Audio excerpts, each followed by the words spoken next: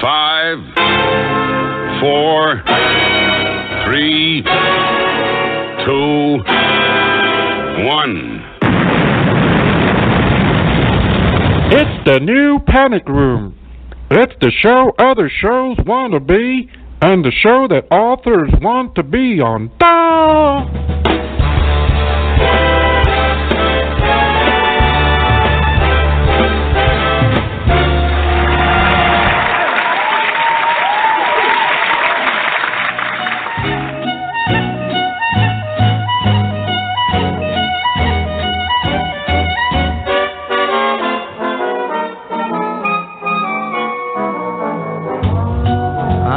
Gonna sit right down and write myself a letter and make believe it came from you. I'm gonna write words oh so sweet, they're gonna knock me off my feet. A lot of kisses on the bottom, I'll be glad I got 'em. I'm gonna smile and say, I hope you're feeling better, and close with love the way you do. I'm gonna sit right down and write myself a letter and make believe that it came from you.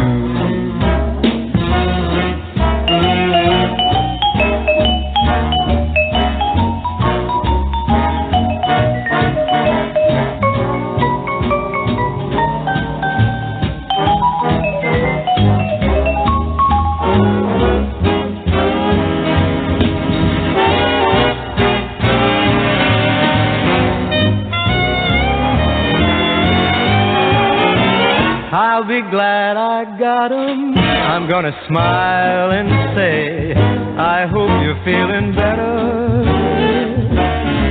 And then I'll close with love the way you do.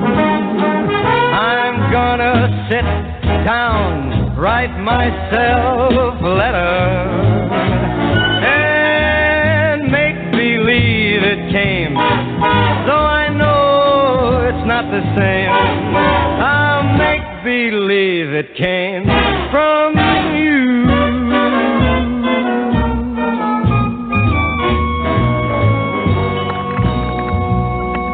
The all-new Panic Room radio show is brought to you by hellboundbooks.com. Mo, where's the studio audience? Wait, come on. They're supposed to be cheering. Go on, mate. Go for it, boys.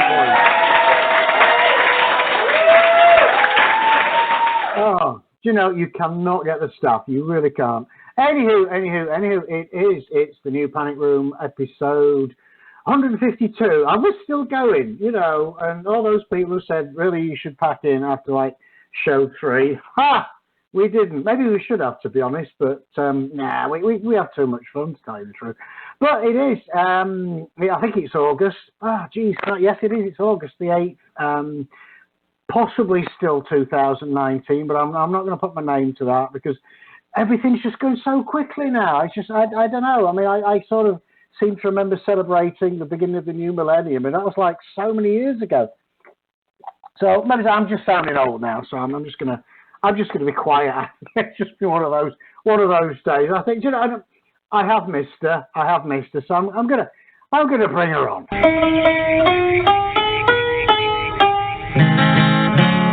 Come on, I'm with you.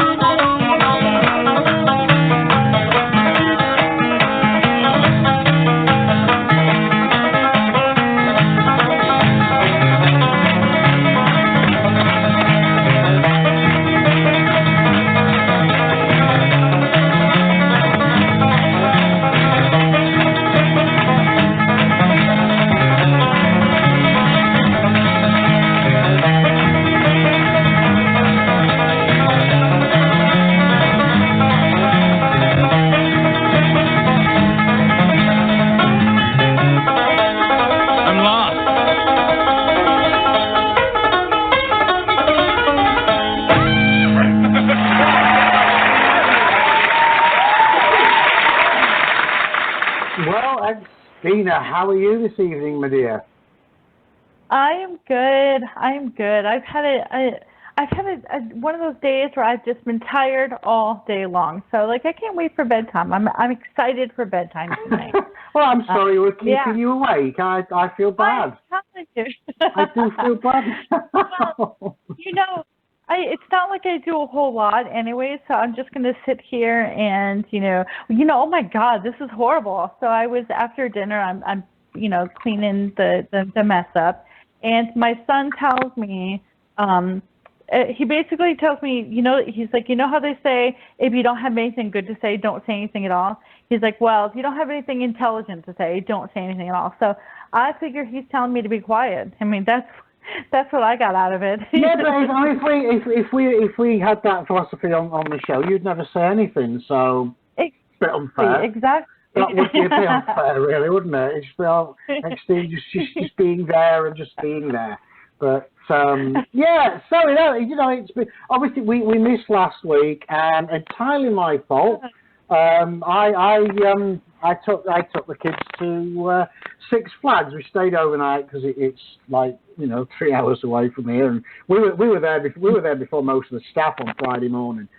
Nice. And I don't know. I think maybe I'm getting a bit old. I mean, we were there. We started going on the rides from like 10:30, literally the minute it was open. I would say probably by about 2, I'd had enough. So let's go on the Superman again. No, please. It's like it's the modern day equivalent of medieval torture. When you think about it, we're going to strap you in this thing. We're going to accelerate you from 0 to 60 in a tenth of a second. Turn you upside down, inside, fling you around so your head bashes all over the thingamabobber. Yeah, and that's fun, and we pay for that. Yeah, and you pay $80 a person for that. And it's like, and I was lucky because my eldest, he's a roller coaster junkie as well. So when I got to play, and he took. She's only 10, bless her. But she's an absolute adrenaline junkie, and she just wants. She look at these big rides, and I'll give it a go. Oh, get, and I think we went on the Superman. I gave up after the 4th time. Because if I go on again, I'm probably either going to get an aneurysm or I'm going to barf. One of the two, or both, maybe both. And she was good. I want to go because it was quiet. Plus, we had one of those fast pass things where you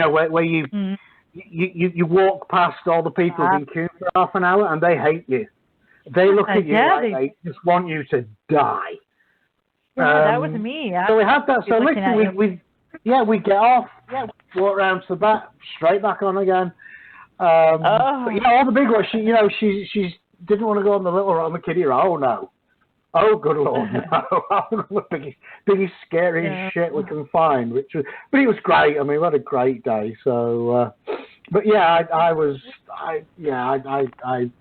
had enough by about 2 or 3 o'clock. Yeah.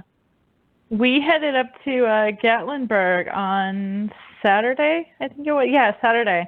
And, they have this one, the Ripley's Haunted Adventure, and that's what we were, cool. we had. Yeah, and there was a few other things. We did the aquarium and the museum, but the haunted one, that was like my favorite. I couldn't wait for Sean to experience that because, he's such a chicken. It was so funny. There were parts of it I was laughing so hard just because he was so scared. And, we got, like, first of all, he was, like, second in line. And then it got turned around so that he was behind me. And he was holding on to my shirt so hard. And at one time he said, "Mommy, don't leave me." And just for the benefit of our listener at home, how old is he? 5? Is he 5, 6? He is a 15-year-old boy. He is 6'1" and about 220. So, yeah. And at one point he said, "I don't think we're ever getting out of here." A lot, yeah. And yet, it's funny. My daughter is nagging me. Well, she's nagged me for the past couple of years. She wants me to take us to one of these, the haunted houses things at Halloween. Yeah. Yeah.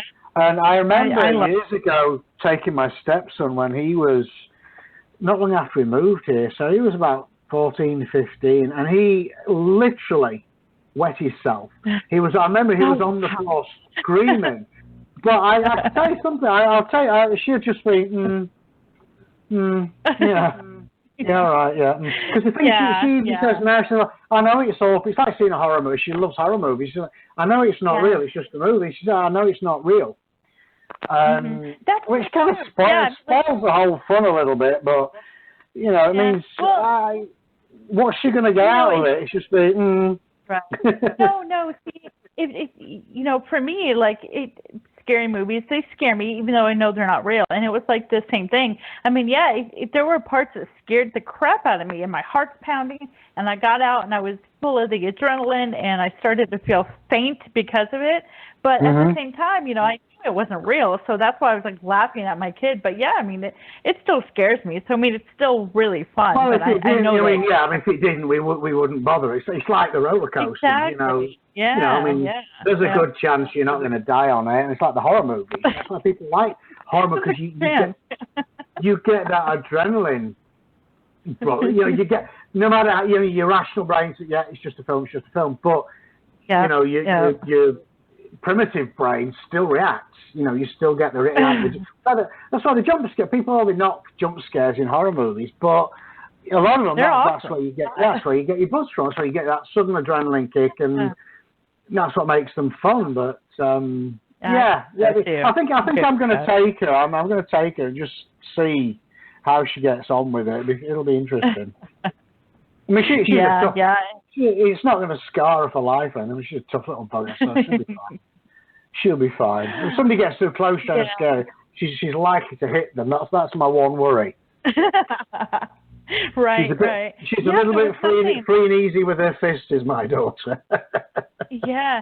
There was something that came out toward us, and it came so close that it's still, to this, right now, I'm still like, was that really, like, I kept thinking maybe it was some kind of projection or something, like it wasn't really there, because but Sean's sure it was right there, and it was like, gonna get us, and I'm like, I was reading there's an attraction, I think it's in Japan, where they actually physically assault you. They beat you up and do all sorts of things. They actually, and again, piece of paper. But that's the Japanese for you. They're a strange old bunch. No, I don't want anything that extreme, really. Although, got to say that would be really terrifying. So that's what you're into. If you're into, I mean, there are people that will pay for that. So I suppose, but no, it's probably a step too far for me.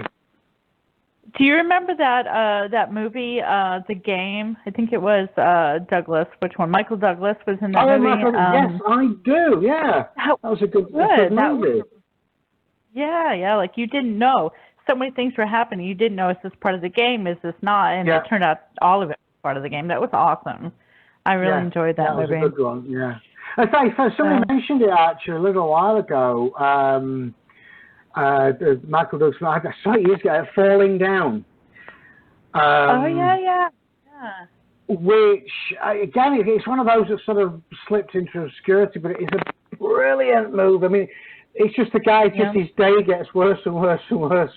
And it just, it's one of those things that could happen to anyone, really. I think it kicks off when he goes into a burger joint, like a McDonald's thing.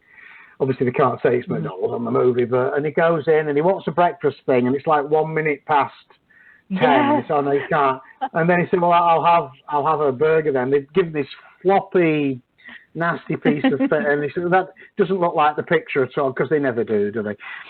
And then I'm going to have to find that movie again because it's brilliant. It's worth watching again, I think. Yeah. Definitely. Oh. I have that. I have days that feel like that. Do you know, we all do. Like I was telling you on the air, I've waited over a month to get this new pair of glasses, and they're bugging me about it, but I finally got them, and there's a flaw in the lens, and you see it.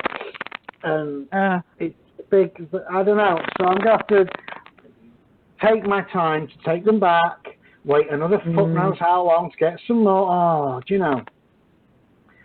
Yeah. It just pisses. And yeah, the thing is, and we as consumers should be allowed. If like you ring like cable people, and it's always an hour's call. We should be able to bill them for our time. No, seriously. Right. No, I've threatened people. I will bill you. Fuck me around. For I'm going to bill you at my rock bottom rate of $75 an hour. Minimum charge 2 hours, as I would charge someone for something I was doing. I did for them. And it is cheap. That is my going rate, and I'm going to bill you for it. And you're fucking. They should be held accountable if they because it's like, oh well, we'll replace them. Yeah, well, what about the hour I've wasted having to bring them back? Yeah. The phone calls I have to make, the gas I've had to spend. I should be able to bill them a couple of $100. And I tell you, if we were allowed to do that, I think customer service would sharpen up across the board. My belief is, And then what the ones where you sit on hold and you get past to this person, and then just mysteriously you get hung up on. I just love those. Yeah. Oh, God.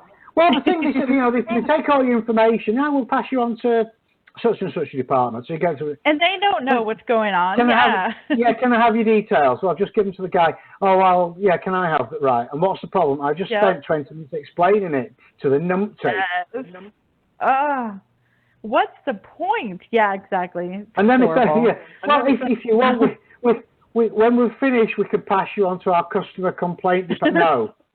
No. I bet the customer complaint department that they pass you on to at any cable company is the quietest department in the company, because by the you've been on the phone an hour and a half and literally switch it up and switch it on again, go through all that bullshit. And then, do you want to speak? No, I don't want to speak. I don't want another hour to speak to your complaint people. Just pass the message on that you're a bag of shit. Could you just do that for me? And it's, they won't get the message right. They wouldn't. No, it just makes me cry sometimes. It's funny. Oddly enough, I'm about to cancel my cable TV. I'm gonna cancel it because they give you this cracking deal to get you in. Like, it's gonna be $120 a month. Brilliant, that's great. Because with the previous company I was paying, it was nearly $250 a month. I'm not seriously for the TV we watch. No. And then it creeps up. You get a couple of months, then they had a bit, and all that deal came off, and it's back up to $180 now. And I thought, no, right, okay, I'm going to cancel the TV completely. Yeah. Just don't want, because I'm just going to get Hulu. I can get Hulu for $5.99 a month. And definitely. Everything we need is on fucking Hulu. In fact, even if I get Hulu Deluxe, where they come out and give you a hand job once a week, that's only $11.99 a month. Yeah. And value for money. So even that, I'll be saving. But the problem is, I know I'm going to be on the phone an hour with these people. It'll be 20 minutes on hold. Then you've got to speak to the cancellation department. Then they put you on some department who try to get you to stay, and they'll offer you this and offer you that. We'll give you HBO free for a month and blah blah blah. Fuck off. Yeah. Seriously. I want internet. I want the fastest shit Wi-Fi that we get from for my son's gaming, and the landline. I have a landline. Cost me $10 a month for my dad in England. He's the only person that phones it other than telemarketers, and it's for him, which is fine. That's great. That's all I want. But it's the TV, and I just add, I'll add that, and there's another $2 a month for that, and it creeps up and creeps up. But that's it. It's the fact I'm going to have to set aside an hour of my time that I can spend doing anything else. I could spend it having explosive diarrhea, and it would be more fun than having an hour on the phone to Comcast. Seriously. Maybe you should place the phone call while you're in the bathroom. And get, I should do it while I'm having explosive diarrhea. 2 birds, 1 stone. I love it. I'm going to do that. I will do that. Yeah, definitely. While I'm speaking to Rajesh in Timbuktu, I'll be having explosive diarrhea. That'd be great. That would be good. He might try to get off the phone quicker. Exactly. Yeah. It'd be a very fast call, wouldn't it? Anyway, moving on from explosive. Do you know, I've actually got a sound clip for that. But I'm not going to play that. So let's try and dig the show out of the toilet. What have we got coming up this evening, Xtina? I am excited. We have a returning guest on our second segment, and that's Chris Miller, and excited to talk to him again. And on our first segment, we have, I have notes, and they're right in front of me, but for some reason, okay, there we go. Yeah, they're all like messed up and everything. Our first segment, I'm excited. We have fiction writer Mark Miller, and when he described the book that he is here to talk about, I definitely thought of like Chuck Palahniuk type stuff, and I thought that was really cool. Oh wow, yeah. Okay. Yeah, definitely. So, cool. Yeah, you're gonna go ahead. So I was complaining, and I shouldn't have complained about my computer before I came here, because my computer decided to play silly buggers. But let's, it knows, it knows.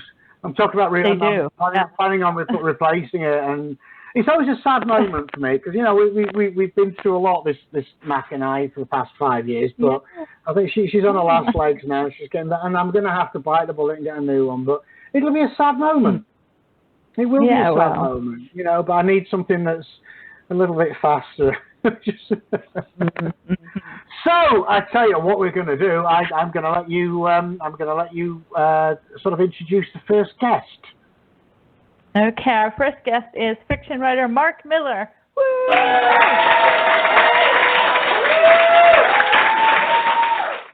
Good evening. Thank you. Hello. Can you hear me all right? We can. Can you hear me all right? Hello? I'm calling from the bustling metropolis of Gilmer, Texas. Wow. Nice. Never heard of it. Yeah, no, of course not. Of course not. Is it, where is it near? Which is the nearest? Well, what is it near? Okay, so it's the closest large town to it is Atlanta, Texas. No, that's not large. No, it's close to Longview. It's north of Longview. People came to Texas and they said, "Wow, you can see a long way. Let's call this motherfucker Longview," and that's what they did. I live in Texas and I'm still none the wiser. Where's the nearest big city? Longview is the nearest big city. Let's see. No, you can go bigger. Then you can, there's Tyler, and then you can go north and get to Texarkana. You can go northeast and get to Dallas. Dallas. Okay, there's one you've heard of. Okay, there's one you've heard of. Only because of the TV show, to be honest. But you probably have a very limited understanding of. Dallas, the TV show is kind of a dated cultural reference point. Right. My grandma. Well, no, they did do a reboot of it recently, so I'm not that dated. I'm not that dated. I know nothing about whales. Right, me neither. Okay.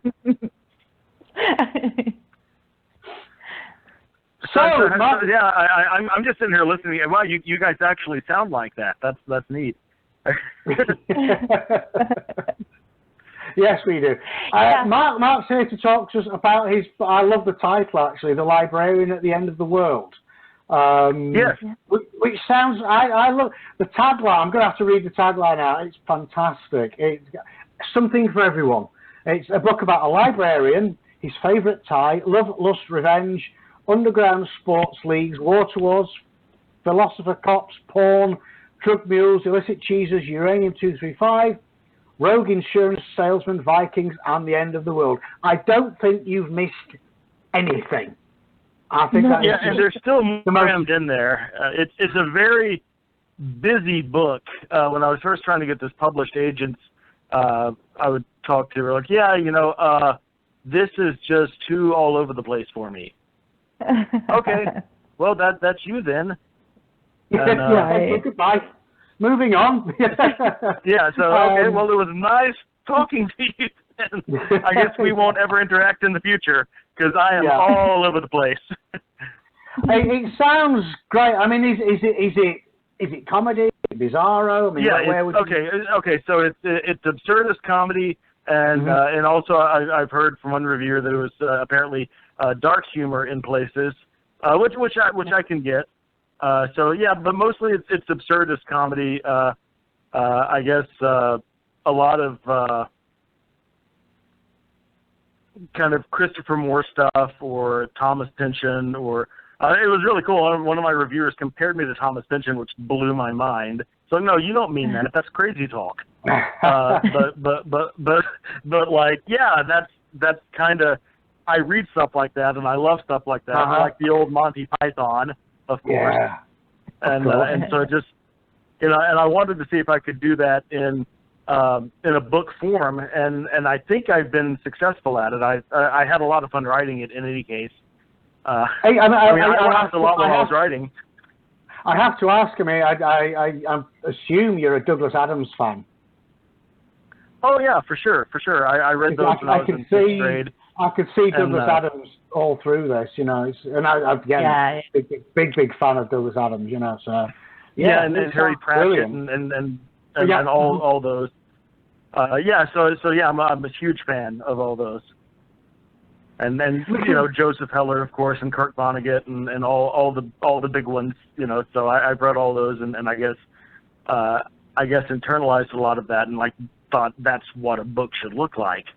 It should be weird. It should leave you unsettled. It should come at you like you should feel like you've been thrown into a centrifuge when you read a book.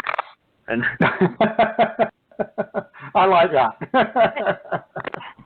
Definitely. And that's the thing too. I think that in this day and age, there's so kind of like with the movies too. Everything is just so what's the word I'm looking for? Organized. And it is interesting to see something that's just so out there. I read the tagline too, and I was like, what? What? And if it leaves me wondering what the heck is going on here, that's it's gonna want I'm gonna want to pick it up and figure it out and find out why what it is. That's well, cool. I mean, I really think there's a lot of patness. There's a lot of formula in writing and in media of all sorts, and we sort of we get to where we depend on patterns to understand the world around us. And so, but I don't think the world is at all patterned. I think the world happens sort of randomly and it's chaotic. And I think when people become dependent on formulas for kind of understanding the world around them, they get lulled into not thinking critically. And so so part of me as a librarian is always pushing critical thinking. So it was really fun to blend sort of like librarians will read this book, I hope, if any of them actually read it, and we'll kind of nod along with it and say, oh, I see what you're doing. But we tend to think in terms and process the world in terms of narratives and formulas and each place gets kind of an ethos or what have you, and people interact with the world, I think, in a very surface level way, and anything that can challenge what we expect to happen and boom and show something different, I think is sort of good training for interpreting the world. And one of the things I wanted to try for in this book was creating an absurdity that was plausible. And it's really funny because I had this idea that wouldn't it be funny if there were these people who stalked celebrities to steal samples of them, like bacteria, to swab them for bacteria, and then they cultivate that into cheese, and then they sell designer celebrity cheese, and then 2 weeks ago I see there's this museum in England that's oh yeah, there's this celebrity cheese thing doing. So, Oh, someone my made like an art exhibit. I'm like, holy shit, man! The world is more absurd than I thought. It's catching up to me. Well, and so we better get this thing published quick. Recently, there's a woman who set up a microbrewery, and she was brewing beer using the yeast from a vagina, which I just, not even I could make that up. And I'm pretty, I'm like you, Mark. I'm pretty sick. I think I could create. Yeah, I've read your Bizarro. Yeah, definitely. I knew a guy in college who brewed his own beer, and he said he had a vagina beer. Basically, using I wouldn't drink it. So right? It's like no, man, you keep that to yourself. I don't need that. I'll drink anything else. Oh, just no. There's just so many things wrong with that. I don't know. I wouldn't know where to start. I mean, and maybe it's just that. I mean, I suspect the world has always been weird. I mean, maybe I've just known really super crazy people, but I think it's always been weird. Well, that's not even. Yeah, I would agree. I mean, there's things. There's things you look at back in history, are things that the medieval people used to get up to, and that's weird, and. Yeah, it's some of the stuff they used to eat, and I guess times change, but I think you're right. I think we are. I mean, I'm a big believer in the chaos theory as it is. Everything is moving towards entropy. The whole planet, universe is moving towards chaos, and that's where we're going to end up. So maybe we are. I'm glad you brought entropy up. It's my favorite subject. Okay. Excellent. I think that also sometimes, as writers and stuff, you get talking about where the ideas come from, and everybody has their own idea of where we get these things. And I was speaking with a writer friend of mine once, and he was saying that he believed that all of the ideas that we have that we think are so unique, and no one ever has thought of this. Everything's been thought of. Everything is out there. It's just who grabs onto it, who has So I mean, you can have some like crazy idea that you're like, I'm sure nobody's ever thought of anything like that, and it's out there somewhere. You just have to. Yeah. I don't know. Yes. Yeah, I think that's. It kind of makes you think that the world is not quite as big as we think it is. It's crazy because before really writing fiction, I wrote poetry, and it always astounded me. I would pick up a book written by someone I'd never heard of and find absolute genius. Yeah, and why isn't this front page news? This is amazing. Why have I never heard of this guy who published this book 14 years ago? How did I never hear of him? And it's amazing how much really excellent writing is out there, and how hard it is to access all of it and find it. So along with what you're saying. Yeah. I mean, don't get me wrong. There's a lot of really bad writing also, but it's also amazing. Like how I find how I always find really great writers I've never heard of, and I read a book and I'm like, holy shit, why isn't this guy famous? Why isn't this lady winning Pulitzers? This is amazing, and so I don't know. That was apropos of nothing, I guess, but I was just kind of riffing off what you're saying about how it's a big world and there's a lot out there, and how Solomon said nothing's new under the sun, but yeah. I want to hear more about the librarian at the end of the world. So, do you have a reading for us, Mark? I do have a reading. You asked earlier about what inspired it, and so I'll tell you a secret. The first thing that inspired it was that I had this kid, and so like the bathtub got filled up with all these. Okay, so the novel the novel is about this underground sports league of speed baiters, people who they compete to see who can get cleanest fastest, which struck me as a really absurd idea for a sport, right? And the seed of that was that I had a kid, and all our bathtub suddenly got filled out. He hated baths, so all of our bathtub got filled up with all these toys. And so I'd go into the bathroom, I'm like, oh shit, I'm late for work. Oh, and the bathtub is completely filled with toys. I guess I'll bathe out of the sink. And so, I would just, now this is funny because I heard this referred to by one of my sister's friends when I was a kid as the PTA bath, when you just wash the important parts. Oh my God! Yes. I'll let you work out what the P and the T and the A are, but. So I started and it became a running joke between my wife and me because she's like, look, you should really take a shower. It's like, well, no, I don't smell bad. She's like, no, you smell good, you smell okay, but like, I would really prefer if you took a shower. And so we just kind of developed this running joke about how I was training for the speed bathing games, and I couldn't take a shower now because, and so a lot of art just kind of comes from. A lot of the stuff I think about just comes from random weird stuff in my life. And then but I had no idea that was going to be a book. It was just this funny conversation we had. I mean, but then a friend of mine on Facebook had a birthday, and I was seeing all these birthday wishes, and so I wrote him this happy birthday thing, and then I just wrote this kind of stream of consciousness thing about sitting in. Okay, do you guys know of a place called Lambert's in Sikeston, Missouri? There are billboards all around. It's like home of the throwed rolls, and like it's this big country cafe thing, and you go sit down and people actually they throw rolls at you, and you catch them out of the air.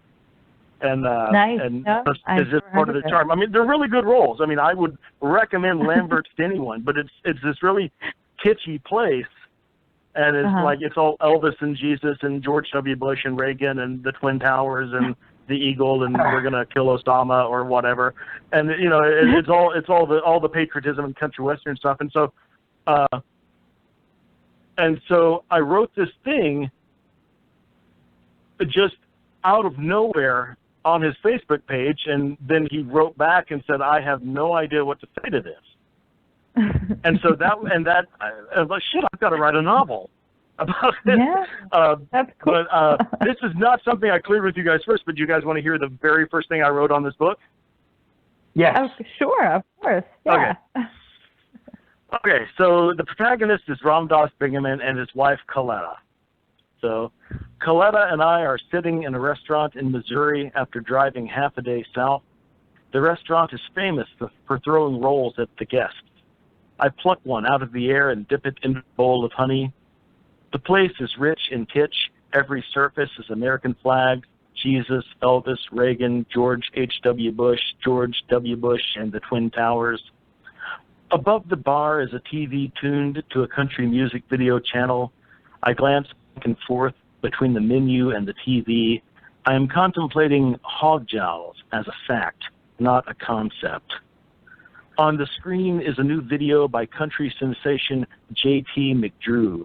It's a twangy number about how he mistreated the woman he loves. My wife is studying the menu. She looks up and says, hog jowls are just like thick bacon. Have you ever had them? No, I say. You? No, but I've seen pictures. I might get them. This seems like the kind of thing we should have discussed before taking our vows, I say. What if I get them, she says. It would be creepy, I say, but when in Rome, I guess. Ancient Rome was an interesting place, she says. I know she wants to expound on something, but I refuse to bite, just to annoy her. I smile stupidly from my side of the table. On the TV, J.T. McDrew is walking through a field with this woman, an all-American brunette beauty. There is a quick cut to him sitting on a bench, a hot blonde on each arm. Inconspicuous at first is his enormous erection, which sticks up through his pants, nearly reaching his belly button. It cuts away to the field again. The brunette is sad and turning away. The shot repeats in slow motion 3 times to show how sad and resolute she is. His band takes the stage with steel guitars, and the women in the audience wave their cowboy hats at him. He sings that since she has gone, things have not been the same, that things they did together have no meaning since he's alone. Shirtless, he falls back on his bed. Then he falls back on his bed again. And once more, he falls back on his bed a third time, all in slow motion. Then he folds his legs up over his head, and we see his face between his thighs. He's crying, pressing his head down with his legs. He takes his erect member into his own mouth, and the tears stream down his face. No more blonde, no more brunette, just the desolation of blowing himself. It is without a doubt the saddest auto-fellatio ever committed to film in a country music video.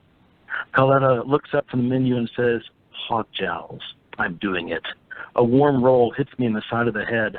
I startle, then remember where I am. "Thanks," I call out to the happy roll thrower. "No problem," he says. "Make sure you try the sorghum on it." I turn to Coletta and say, "I guess this is Rome then." "In some ways, yes," she says. I admire the spark in her eye, the churlish curve of her lips, the light glinting off her sharp white teeth. Above her on the TV, J.T. McDrew, his mouth at full capacity, tells me never to let her go. I like that. Oh, More. I was there. That was brilliant. You can't stop. I wanted to think that, I thought it was funny that there'd be someone, I guess, accepted in the pantheon of country music who was like pansexual. And so this character takes on a very large presence in this book, J.T. McGrew. And he's just, he has like all of his concerts turn into orgies and things like that. It's a very, it's kind of a raunchy book, I've heard. I've heard. So, okay. So I will, okay, do you want to hear another bit here? That we get in, another theme in the book is the celebrity cheese, where they swab the cheese from celebrities. Oh, yeah, so, definitely. Yeah, go for it. It's okay, so Coletta and Ramdas are on this road trip that quickly goes awry, but we're lounging at the construction site where the new I-69 will cut through town. We watch the traffic pulse on I-30. They would never see us here, naked on this giant orange earth mover as they pass by upwards of 75 miles per hour. We've just had sex and are waiting for the sun to finish setting before we head further west. It had been a while, I say. Coletta looks confused. Since when? Since we snuck onto a construction site and defiled an earth mover with our profane but holy love, I say. She considers it. I prefer dump trucks, I think. Agreed, but any port in a storm. Have you heard of the cheese stalkers, she says. I wait for the punchline. It is silent except for the hiss of traffic and the raunchy calls of mating birds. Coletta has always been a master of knowing when I need a little something more to go on, she says. They're like the cheese paparazzi. What, they take scandalous photos of Jarlsberg? Her eyes flare with excitement, almost. They stalk celebrities and cultivate their bacteria into cheeses. You're lying. God's truth, she says. You don't believe in God, I say. No, but he could still smite me, she says. Okay, so how do they, in the usual cheese way? No, yeah, but why? Okay, suppose you've always wanted to eat out, say, Gwyneth Paltrow. That's an odd choice, but it's your story, I interject. But, like, what are the chances she would ever agree to go out with you? I'm not so bad, I say. So you want to take matters into your own hand, no pun intended, but your options are limited because you're fundamentally a decent person and recognize that non-consensual sex is wrong, so you can't force yourself on her. Wait, is this like a thought process you think some people actually have, or what? I query. Oh my God, read the internet, she says in her defense. I'm not imagining these fuckers. Valid, I say. So instead of going lights out dark, you could stalk her, and when she's asleep or passed out or otherwise unsuspecting, you could swab some part of her body that has bacteria on it. All of her body has bacteria on it. Right, I know, but anyone could get an arm swab. The trophies for these guys are samples taken from hard-to-access locations. The crotch is the gold standard. The mouth or toes also score high. They scored each other? Unofficially, there is a website at celebritycheesehunters.com where they brag about their conquests, exchange cheese-making tips, and swap recipes. Sounds like a hard way to make a living, I say, but I'm still maintaining hope that this is one of her elaborate deadpans. She can string together straight-faced bullshit better than a Baptist preacher. It's even harder than it sounds, she says. You have to take the bacteria, bonus points if they don't know that you have swabbed them, cultivate it in petri dishes until you have enough of it, and then add it to milk so that it acidifies the sugars and makes it curdle. I know how cheese is made, I say. Right, but it takes a certain kind of yeast to make a certain kind of cheese, like there's Limburger, Taleggio, Gouda. I've seen the cheese shop sketch. Now, please, carry on with your entirely believable tale. And then in the case of vegetarian cheese, you have to use microbial yeast to make the rennet. Vegetarian cheese, I ponder aloud. There's a flame war going on in the forums. There's a guy there who claims to have gotten bacteria from Brooke Shields and yeast from Helena Bonham Carter. My mind spins for traction. There's no way that could still be vegetarian. You're missing the big picture, she says. What matters is the most everyone on the forum is calling bullshit, but I believe him. He's entirely credible based on my investigation. He's made a roquefort out of them, and he claims it has an exquisitely piquant flavor. Why are you telling me all this, I say? Like you said, it's a very hard way to make a living, but when you come up with something both tasty and unique, the payoff can be big. I remember when I was a girl, I would stay up late to watch dirty movies on Showtime after my parents went to bed. I remember watching Room with a View and Blue Lagoon one night, and those two beautiful girls always stayed with me. I wondered what it would be like to be sandwiched between them, and now I can make my own sandwich of them, a cheese sandwich. Oh, so you want us to buy the cheese? She nods vigorously, unable to contain her excitement. Okay, how much is it? $75,000. U.S., I ask? U.S. That's pretty steep, I say. It was not at all easy to get those samples, especially the yeast. Besides, the price is about to skyrocket. Why, I ask? Right now, there are questions of the cheese's legitimacy, but I've done the research. I know that the cheese is legit. Pretty soon, everyone is going to know, and the price will go up, guaranteed. How so? These guys who call themselves the Celebrity Cheese Truth Squad have hacked a secret government genome sequencing program. They're building a database that stores DNA, eukaryotes, and plasmids of all known celebrities and their accompanying bacteria, mapping the entire body. It's very exciting. This is strange, even by our standards. I fret in silence. And not possible. Too much information is contained in the entire organism. You're talking zettabytes. Not with recent advances in microfluidic chips, she says. I think out loud. It gets even better, she exclaims. Forensic breakthroughs are happening exponentially. They can project from the plasmid level a rough character sketch of physical appearance. That means you're right. No more doubting. Exactly. And you think it's expensive now? Let me tell you, Brooke and Helena are both highly prized in the realm of celebrity cheesemakers. Having them together is going to set records at auction. Still, that's awfully expensive, I say. Think of it as an investment. We buy it now, sample it, get the rest tested, and sell it to recoup our costs, if not double our money. I put on a brave face and shake my head no. This seems like a long shot, I say. She pouts and makes fish lips and says, please. As always, I'm helpless. I love it. That. I do. I like that. It's not out yet, is it? When can we get our hands on that? Okay, so I think it will probably be available in September. So I'm saying early fall. Montag Press is the publisher. They're out of Oakland, and they've been awesome to work with. I really, really enjoyed that whole process. But yeah, they're calling the shots on that, and I think it's going to be early fall. Awesome. I can't wait to get my hands on it. I would love to be like a fly on the wall when they're having their conversations. And I'm also thinking, anybody who's at a table near them while they're having these discussions, or, yeah, that I just can't imagine they're what are they thinking?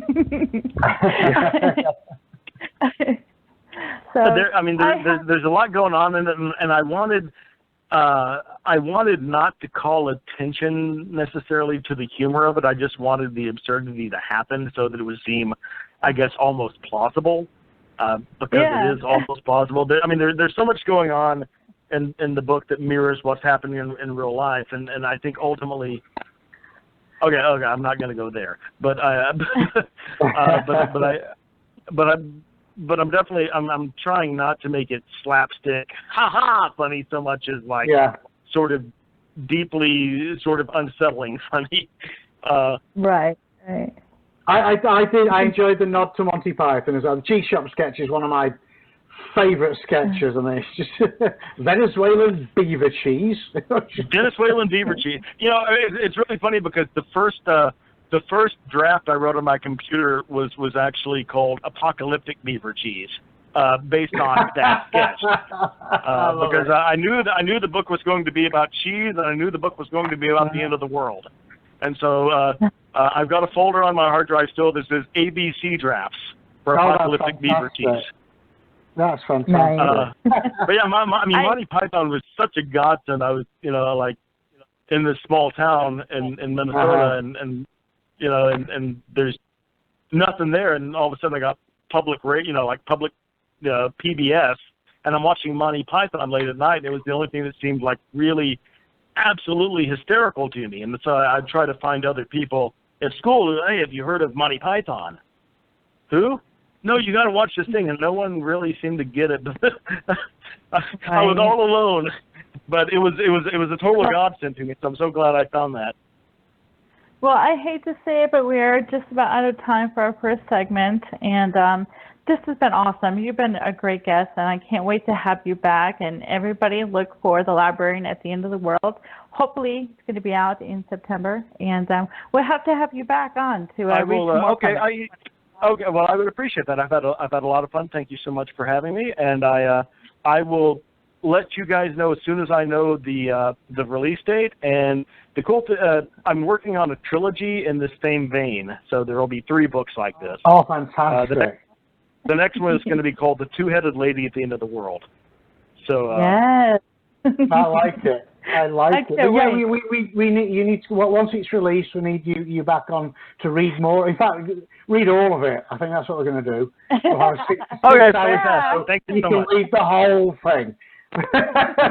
Okay, and if anyone's listening who's interested, they can go to authormarkmiller.com. MarkMiller, authormarkmiller.com, and find more information about when things are happening. So I'd appreciate it if you'd follow me there on Facebook. Definitely. We will. Thank you so much. Xtina will put your information up on the website's Facebook thing and everything. So, but no, thank you so much for joining us. It's been an absolute pleasure. Thank you. You have a great night. And you, sir. Thank you. We will be right back after these messages.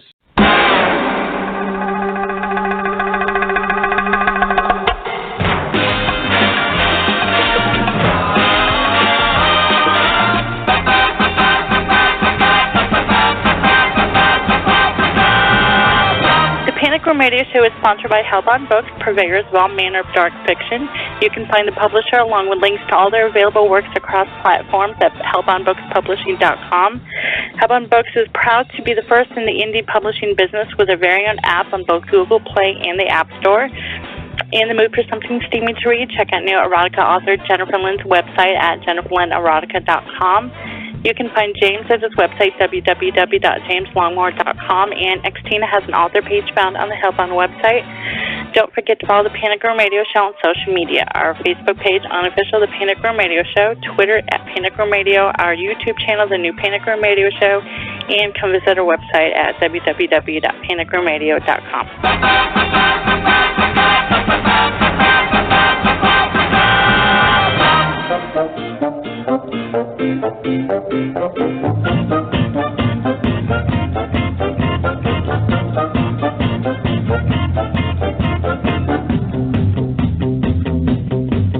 I was walking down the high street when I heard footsteps behind me, and there was a little old man, scarlet and grey, shuffling away. Well, he trotted back to my house, and he sat beside the deli with his tiny hands on his tummy. the heat. Oh, to report you to the gnome office.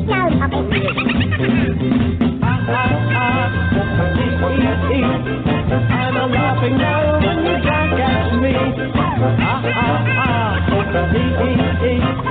I'm a laughing gnome and you can't catch me, said the laughing gnome. Well, I gave him roasted toadstools and a glass of dandelion wine. Then I put him on a train to Eastbourne, carried his bag and gave him a fag. You got a nice boy. Yeah, where do you come from? No man's land. Oh, really? In the morning, when I woke up, he was sitting on the edge of my bed with his brother whose name was Fred. He brought him along to sing me a song. Oh, I don't hear it. Yeah, what's that clicking noise?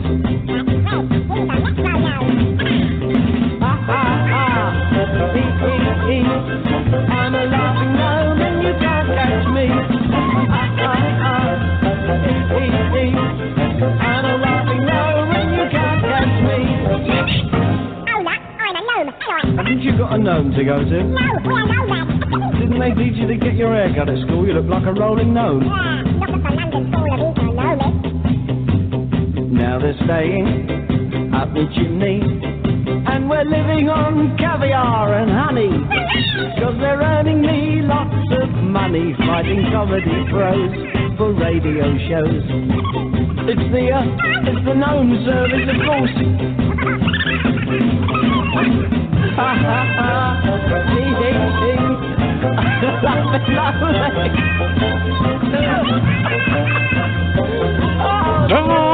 Welcome back to part 2.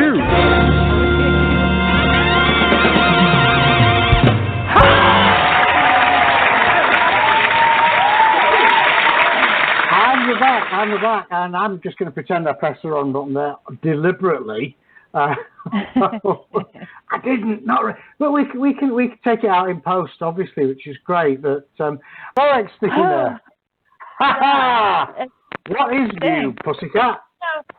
Every time you ask that, I think of Donald Trump, and I want to tell you some things, some really, really good things. Very, very big things. Very big things, yeah. Let's see, what's new for us for Hellbound? Are we talking about the toilet zone yet? Are we talking about that? We could talk about the toilet zone, which will be released at the end of next week, which I believe is the 16th, I think, or I don't know what bloody day it is today. Yeah, the 16th, which is a phenomenal. We've just finished the cover art, and in fact, it's actually you who's doing the final tweaks. What a great concept! Actually, I'm not going to take the credit for it. Brett McCormick, who we've worked with a couple of times in the past now, phenomenal guy. A director of some fantastic schlock horror back in the 80s. Replicator is one of my favourite movies of all time. Came to me with the idea, why don't we have a toilet-based anthology? So, the stories are not toilet-based, I have to say. The idea, and it's scientific. I actually sat down, looked at the statistics, and calculated the average amount of time people spend sitting for a sit-down on the toilet. And each story is, and then I worked out the average. We found out the average reading speed. So each story is designed to last for a sit down, whether it's a quick sit down or a prolonged attack of explosives. It's a bit of an explosive diarrhea theme going tonight. So the idea, you sit down, you read a story, and then the response we've had, it's not even out yet, the response we've had has been phenomenal. I can see a Toilet Zone 2 coming out very, very soon. Yes, definitely. I saw the cover. I got to see the cover today, and I cannot wait to have this book displayed in my bathroom. And, there are 4 bathrooms in this house, so I'm thinking I need one for each bathroom. You need 4 books.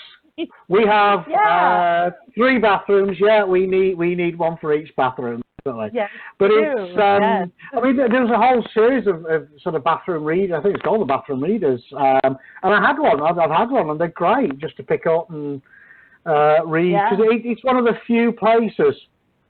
Although, you know, you find that the kids, you know, certainly small kids, they wait. You just sit there, and then, Dad! Dad, Yes. my daughter, she tries to have a conversation. Can I just finish my poo? Please. Yeah. It's 5 minutes. 5 minutes. I've just sat down. You don't need whatever it is. You can wait 5 minutes. Unless you are on fire. Please, just let me poo in peace. Please. And the best is, no matter how they get, it never changes. They always think that, you know, they come first no matter what's going on in dad's life. I mean, that's just a given. So yeah, your toilet days are definitely different when kids are around. You know, it's no fun anymore, you know. But sometimes I like to go in the bathroom and lock the door and just, you know, have quiet time. That's it. It's always a great time. It can, because if you try, you just say, just seriously, let me finish. We can have this conversation while I'm not plopping. Thank you. And they get the hint after a while, but the thing is, then they'll text you, because that's not the same. Oh, it's funny enough. We were sat a while ago. I sat watching Futurama, whatever, and she sat across the living room from me. What? 3-4 yards, so they say 12 feet away. And I got a text on my phone, and I looked. She texted me from across. What? Yeah, me and my dog. She was like, "What? Yeah. Don't." My son will text me from upstairs, and I know it's a long way, you know, to break off from his video game and come all the way downstairs. But to text. In fact, the funniest thing, many years ago, I worked for a company called Tracker, which is the UK equivalent of LoJack. And we had like this what do they call it? Dynamic desk sort of, what do they call it? You know, where you just, hot desking. That's it, hot desking. And we do like an octanol desk, and they had like 5 or 6 phones. And I was sat working, and the phone, it was like this back in the days of, you know, landline phones in office, and it rang, and it was the sales manager, and he was literally sat opposite me, and he phoned me. I said, "Greg, what are you doing?" "Oh, I just need to." "Well, seriously, dude?" And then he emailed me. He sent me an email. Oh dear Lord! I despair. This is what the human race is becoming, and I'm sad for it. I have to say. I am sad for it. Anywho, we have, it's a bit of a recurring thing. We have a Miller theme this season. We have another Miller. I wonder if they know each other. We're going to have to ask. Some people ask me, you're from England. You're from England land. The first question is, do you know the Queen? And the second is, I met somebody from Glasgow. His name was Jock McJockface. Do you know him? There's 70 million people on the island. Yes, I do know Jock. Yeah, we're good mates, you know. But so maybe they do. Maybe they know each other. So I'm going to let you introduce him. All right. Yeah, exactly. We have returning guest, horror author Chris Miller. Woo!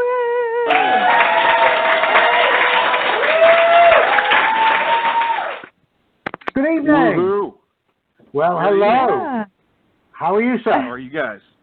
I'm doing pretty good. We're good. Yeah. We're good. Yes. It seems like excellent. It seems like it wasn't that long ago that I had you on, but it was like last year, wasn't it? I don't think it's been quite that long. Really? It's been a few months though. Yeah. Well, see, they get away from me. They do, but yeah, it's just like, you know, sometimes I'll say things like just a couple of weeks ago, and then I'll actually check and be like, wow, that was months ago. So, yeah, it could have been. Yeah, I did that once, and I was talking about my senior year in high school. But right. I'm sure. Yeah, you think, I'm sure I only graduated 2 weeks ago. It was like, yeah.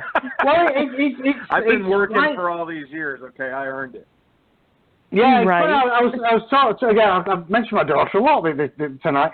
Talking to her about like old things, because obviously we've got the 50th anniversary of the alleged moon landing, and I remember it. I was 5 at the time, and I remember seeing it on the TV. And I'm telling my daughter this, and she's looking at me. How fucking old are you, Dad? Seriously? Seriously, for her, the 90s is like the Middle Ages, and she'll tell you back in the 90s. Did they have colour TV back in the 90s and automobiles? Yeah, but it was rainy. It was, and I remember when TV we had 2 channels and it was all black and white. I remember that, and then we got a 3rd channel. It was like, oh wow. This is like science fiction. We've got 3 channels. This is wow, yeah. Oh, my son keeps asking me and the boyfriend when we're going to be boomers, and I keep trying to explain to him that we're never going to be boomers. We're not that old. Yeah, you either are or you're not. Yeah. Yeah, he wants to know how many years or when we're going to be boomers and things like that. So. He thinks I'm really terribly old, and you know what? I joke around about being old, but I don't quite think I'm there yet. But it's as much a state of mind. I know people who are younger than me, but they're older. You know what I mean? I obviously I'm lucky. I have retained my youthful good looks, which is great. But. I think a lot of it is about attitude. I flatly refuse to be an old man. I will not. I'm gonna be the grumpy old bastard in his 90s who's interfering with the nurses in the nursing home. That's going to be me. I'm going to be one that they make complaints about. I guarantee. I'm not going to go quietly. No way. No. Yeah, I got nothing for that one. I'm hoping I'm never. I don't want to be. I just don't want to be one of those, those get off my lawn kind of old people. Yeah. I definitely don't want those. Sitting on the porch with your double barrel shotgun. Yeah. I hope to never. So anyway. So Chris Miller is. So first, do you know Mark Miller? Just on the off chance. Not outside you of don't know. Facebook friends, but there you go. But no. Okay. So Chris is here to talk about his book, The Damned Place, published by Black Bedsheet Books. Our good friend Nick Grabowski. What a great guy. I love Nick to bits. He's awesome. He's the best in the business, absolutely. We had him on the show once. We had him on the show, and he took over the whole show. He just did that. We started read magazines. He was off. He's got so many stories. He's just fantastic. He's like a dream guest. You just ask him one question, and then suddenly your time's up, which is great. Tagline: Terror has a home. So, Chris, tell us more about it, sir. Well, so The Damned Place it's set in 1990. And it's a coming of age horror story with these 12-year-old kids on summer break, and they're being harassed by some bullies that are a couple of years older. They end up out in the woods and find this old house that just seems like it's just been dropped out there. There's no trail to it, and it's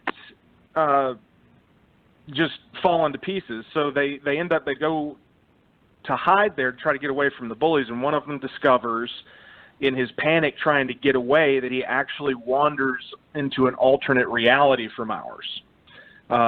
Everything's very similar, but it's also very different, and everything over there seems to be dead or dying. And in the process, he pulls the young girl that they're friends with through, trying to get her away from one of the bullies, and they discover there's a monster there who has been waiting for nearly 100 years to jump from that reality into ours to devour us. But he needs help, someone who's able to jump between these realities to do so. And so the story goes, and the fights between the bullies and the kids start to escalate to the point that they end up back at this place for a showdown. And one of the bullies is actually a budding psychopath, absolutely unraveling in the process. So that's a lot of fun as well. You know, it was kind of inspired. Well, not necessarily inspired, but I paid homage to Stephen King's It. That was one of my favorite books ever. Great coming of age story. And I loved the setting in the small town and all that. And then I was watching Stranger Things, the first season back in 2016, and I'm like, man, this is so much like It in certain ways, but it's also its own story. And then it just got my gears turning, and before I knew it, I had this monster of a novel in front of me. So yeah, you know, I just started watching Stranger Things, you know, not too long ago. I've never seen it before, and I definitely got you know, a few, you know, Stephen King vibes. Definitely It, you know, with the kids, and I still with the experiments and things like that, I keep saying it, I get the fire starter when they would talk about the shop. That's the vibe I get from that part. And I think that's really cool. Like, I wish we'd had more of the actual, you know, well, there's some fun trivia behind Stranger Things. Was the what's their names, the Duffer Brothers that created it. They actually had pitched to the studios in Hollywood to direct the new It movie. And they had all this stuff put together. They were pitching that, and the producers ultimately decided they wanted to get somebody with a little bit more experience under their belt to direct the movie. They wanted to really knock it out of the park, so they turned them away. And so they had all this material sitting there, and they're like, well, okay, well, let's go make our own show, and we'll pay homage to all these same themes, you know. And so that was pretty neat. Yeah, I read somewhere the opening credit, the title is actually I forget. It was taken from a Stephen King, either Stephen King book or a Stephen King an early movie. So they actually used that. But they said that there's a lot of nods, not just to King, but to Carpenter as well, Romero. There's a lot of 80s nods there. Which, I mean, some people have complained about that. Because, you know, nostalgia's not what it used to be, you know. Well, but it's great. I love it. You know, I grew up on the, you know, the 80s, the movies and horror movies. It was the golden era for horror movies was the 1980s. Oh, it was. Definitely.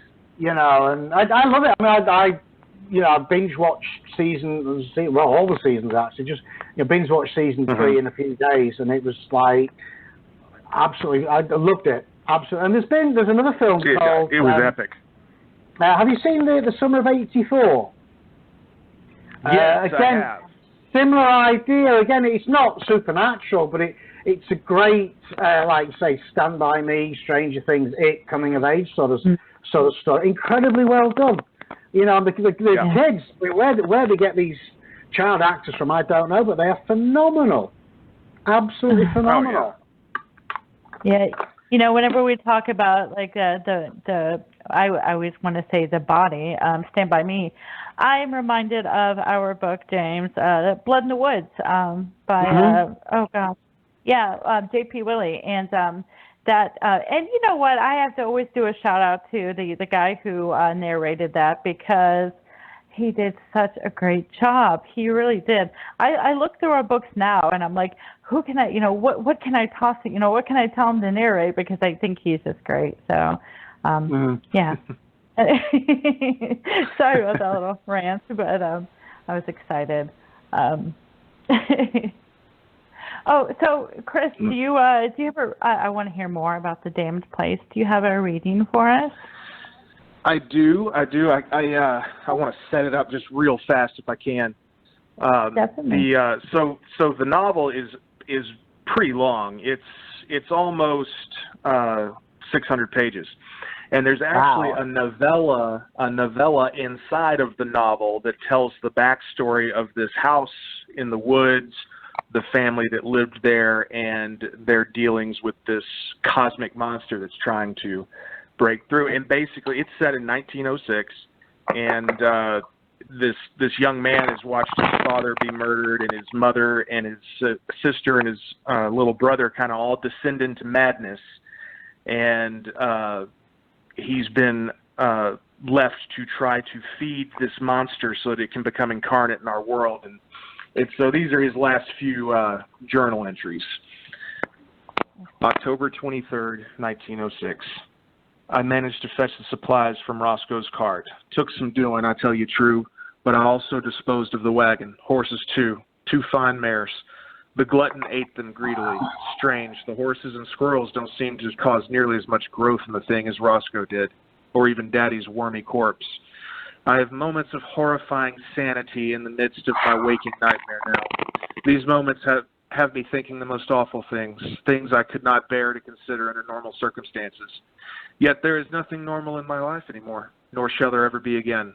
I swim in the comfort of madness now, and happily so. It is only the slivers of sanity that wash forward from time to time which cause me sorrow. The moments when I realize just how awful our lives have become, how utterly evil we really are. The times I desperately want to fetch the axe by the woodpile. The times like right now. October 26, 1906. The Reverend Hart. I saw him. I'm sure of it. He was out there in the woods, watching us, watching our home. He never wandered close, but oh, I saw the man. I was watching out the front window. I could feel eyes on us, on the house. Mother and Richard were sitting in the front room, reeking in their excrement and filth. Evangeline was doing likewise in the kitchen. I suppose I should not pretend I was not doing the same in the parlor. I was. I stood there in my filth, grabbing at the snakes and never grasping one. I will, though. I tell you true, I shall have a snake. I noticed something moving about on the snakes, feeling those judging eyes upon me like lusty moths coming to a flame. The bastard was there, and he was watching us. I know not his intent, or do I? Methinks sometimes I know just his intentions. And what of them? Come, I say. Come and behold we Brogans. Behold us and be cursed, I tell you. Cursed. Cursed as we are cursed. I am suffering in another moment of sanity, another god-awful window of crystalline lucidity. I know this is a damned place, and I feel that we are damned likewise. Damned to that fiery eternity the devil Reverend Hart spits about in his pulpit, his brimstone-soaked sermons. Ah, yes, I went to his service. I went, but no one knew. No one knew at all, you see, because I was clever. I snuck to town knowing it was deserted, a place of ghosts, whenever the good Reverend was speaking. Clever, I tell you. There was never one so sly as me. I crept to the windows and peered within and saw him, heard him, and I heard my family's name upon his blistering lips. They are coming for us. Well, come, Revy, my good man, come and see what you all fear. My sanity hath returned, and God help me, I shall end it. I shall end my sanity and enter the eternal sleep of the damned. You think that the gluttons won't come through and eat your soul from within your very carcass? Think again, Reverend. Come. October 29th, 1906. It is dark, so dark, but I can see them out there. They think I do not, but I do. I see them. I caught a snake today. That was fun. Well, I cannot tell a lie. It allowed me to catch it. It beckoned me to it, slithering and sliming its way out of the house, its black fork of a tongue calling me forth to it. And I came. Oh, yes, God help me, I came. It led me from the house to the woodpile. The sanity was upon me once again. Oh, how I loathe it, the terrible, lucid clarity. It coiled itself upon the axe handle, and I grabbed the thing. I hefted it, caressed it, petted it. It was colder than I thought it would be. The snake, I mean, of course. The rest haunts me, and I shall not retell it. Not all of it, anyhow. It is not as though I will be reading this back to myself in the future. There is no future. Not for me, not for my family, not for us damned Brogans. No, none of us. This is the end. They are carrying torches, little more than a glimmer in the dark, blinking in and out beyond the trees. Closer now than before. What time is it? It doesn't matter. It is late, and the earth is dark, so very dark. I shall sway above them. When the Reverend and his mob arrive, oh, what a sight they shall see. My only prayer, if I dare call it such a thing, is that the glutton will not take us all before they come. Methinks it will not. I managed to lure Chloris out of the place where it resides. Wretched, furry beast.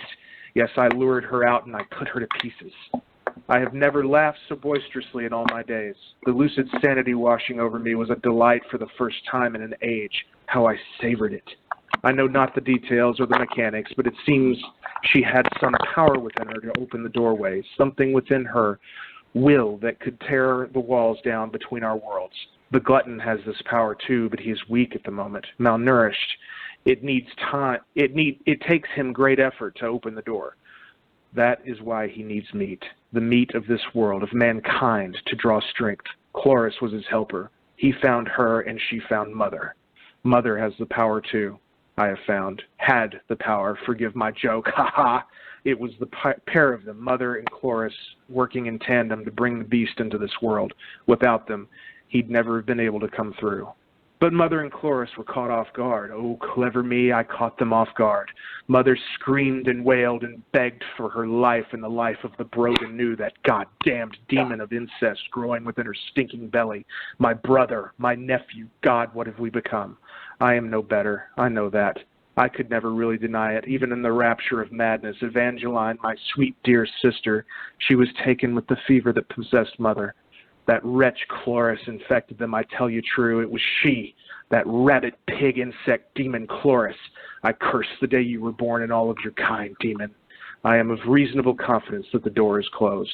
For now, I fear the day it may be reopened. Should the glutton regain the strength to open it himself, or should another possessed with the powers of Chloris or Mother come along and bring it here, the whole world will be done in. Perhaps that would be for the best.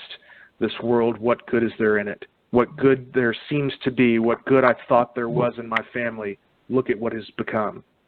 So many bleeding chunks of flesh. Ha ha ha! No, there is no good in this world. That is why I have done what I have done. There is no salvation outside of death, and behold, that is what I have become. Death that life may not destroy. It is life, that cold mistress, that icy beast, which is the source of all misery. No more, I say. It shall be no more. I write these final words with the noose about my neck. I can hear them now coming through the woods. Their torches are brighter. Their footfalls are audible. I can hear their shouts. Well, come then. Behold what horrors life brings and what sweet release there is in death. May you find my words here and beware this damned place. May it be cursed and burned to the ground. May it be an altar of abomination and a warning to all who venture nigh that man should not treasure the things of this world but to purge himself from it. We are the scourge of the land and the rapist of nature. Farewell, good Reverend. May your nights be haunted by what you find, and I beg you, destroy this damned place. Destroy it, I tell you. Wow, I like that.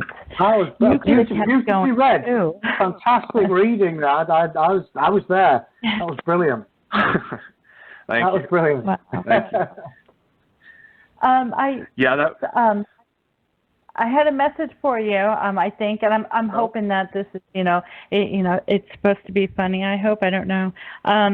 Listener wanted to know if you threatened to beat up all of your readers. If I no, it's just Brad Tierney. Oh, he's the only one. I was like, oh my gosh. No, I'm super nice to everybody else. I get along easy. You are. I see Brad, and I do the De Niro things from the soccer movies. Point at the eyes, point at him, like read. So. Awesome. Okay, I was hoping that you were going to be like, oh my gosh, him. Oh, so. Yay. Oh no, Brad's great. That's good. Awesome. Yeah. So what are you, I think, are we almost out of time? Oh my goodness, where did the time go? Tell us where we can find you online, Chris. You can find me on my website, authorchrismiller.com. That's CHRIS for Chris. And, of course, on Facebook, Twitter at CM Wordslinger. And if you want to follow me on Instagram, you're welcome to. It's Chris Miller Author. Most of it's just memes, but they're funny. So. Right. I like it. I do like a funny meme, I have to say. Oh yeah. I wear my Facebook out with them. So. Right. This has been the Night of Millers, and it's been an awesome night, and I can't wait to have both of you back on. So you have to promise you're going to come back and see us, Chris. Absolutely, absolutely. So yeah, this book actually sets up a trilogy, and so there's more coming in the pipeline, and I'll be happy to come on and talk about it. Oh, fantastic! Definitely, I can't wait. Yeah, right. I'm afraid we're going to have to say goodnight. Say hi to Nick Gavosky next time you speak to him for me. Will do. Tell him Jim says hi, and yeah, I'm afraid. It is that time of the evening we have to say goodnight, Xtina. Good night, Xtina. Good night. Good night, Chris. Good night. Good night.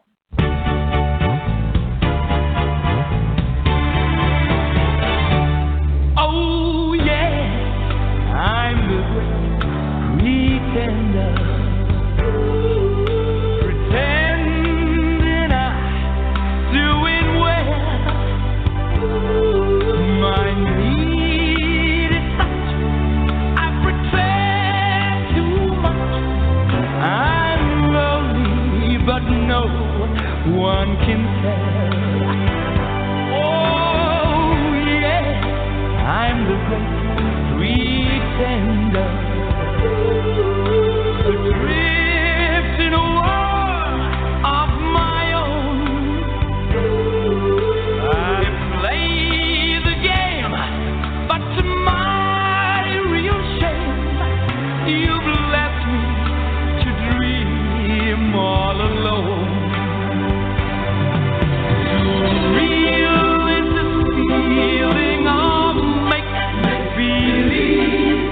Too real when I feel what my heart can't conceal. Oh, yeah, I'm the great pretender. Just laughing and gay like a clown. I seem to be what I'm not. You see, I'm wearing my heart like a crown. Pretend that you're still around.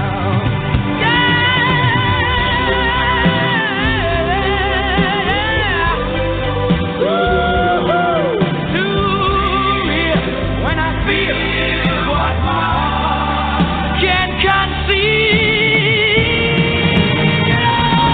Oh, yeah, I'm the great pretender. Just laughing and gay like a clown. I seem to be what I'm not, you see. I'm wearing my heart like a crown. Pretend that you're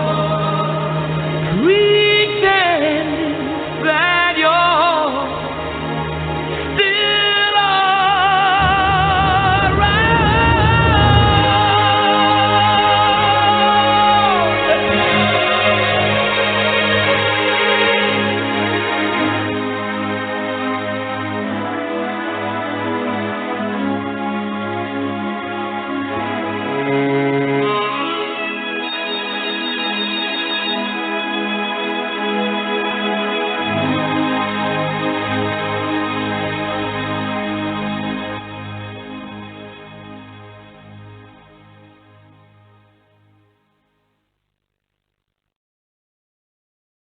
Pretend you're happy when you're blue.